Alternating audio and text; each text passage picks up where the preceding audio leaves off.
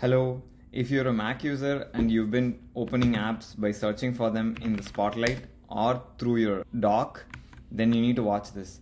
Because today we're going to talk about a software called Karabiner-Elements, which is an open source tool that allows us to configure shortcuts to execute certain commands on the terminal or open different apps.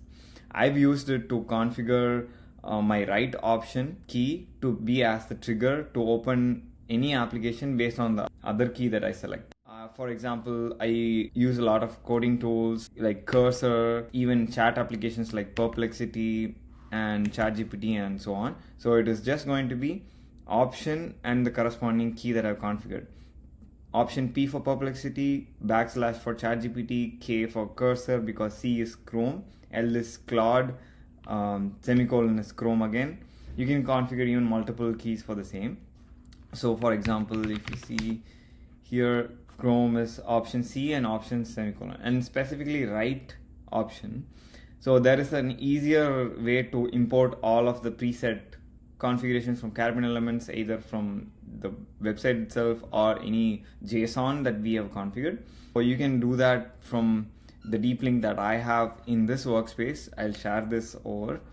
And firstly, to start off with, the installation is pretty simple. You can just Google Karabiner-Elements and download the open source software. The installation is also simple. Only thing is we need to take care of setting the permissions to enable it to run in the background and to be able to listen to the different key combinations on the Mac. So other than that, that is a very simple and easy to use software. There is another app called Karabiner-Events, which is to listen and monitor or debug different keystrokes that are understood by the system. So let's dive right into the software quickly. And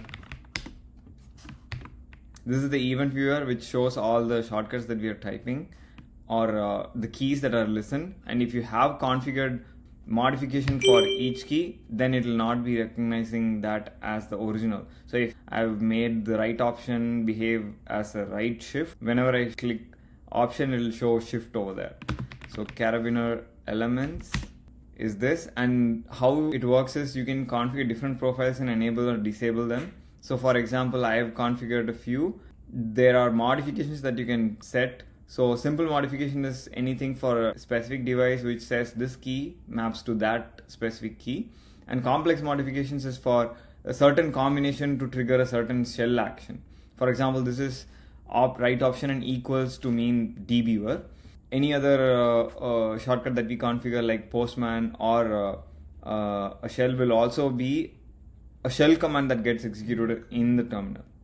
You can find this app name in the get info of the app when you open it from the finder. So right option F is my finder, and you can click on right and then get info to find out what is the application name here. Just copy paste it and rename it appropriately for you to be able to configure your own shortcuts. So right now, if you want to import my shortcuts for application opening using the right option group, you can just click on the deep link that is there, and then it'll go right into your Karabiner-Elements.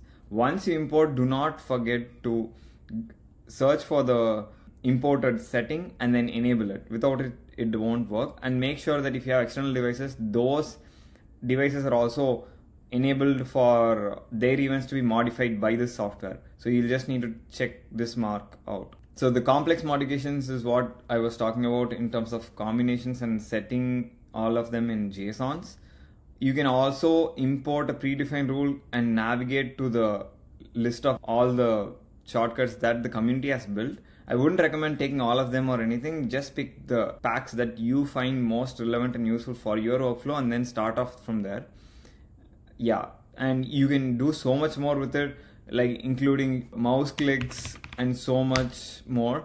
I haven't listed all of it yet, but I use it all the time. I've used a hyper key, which is my caps lock, to do a click and drag, or let me just enable my profile again. So I've just enabled my profile back again, and then how my settings for mouse clicks works is hyper key, enter and drag for clicking and dragging, or Control Shift up and down for scrolling, Control dot to click and move. Pretty handy and very powerful. This is what I use all day. It has just been such a boon for me, especially combined with the rectangle software shortcuts to window manage. It is so simple and easy that I open ChatGPT, move it into one section, open Vilva, open it in the left half, perhaps even go for Perplexity, the bottom right, even 2/3 from the right, and so on. It is just so smooth and easy. I would highly recommend you try it, and once you get the hang of it, you will not be able to live without it. So please let me know what you think about it. If you have any doubts on installations, I know I skipped past a lot of it very quickly. Thank you, and do not forget to like, share, and subscribe. See you guys.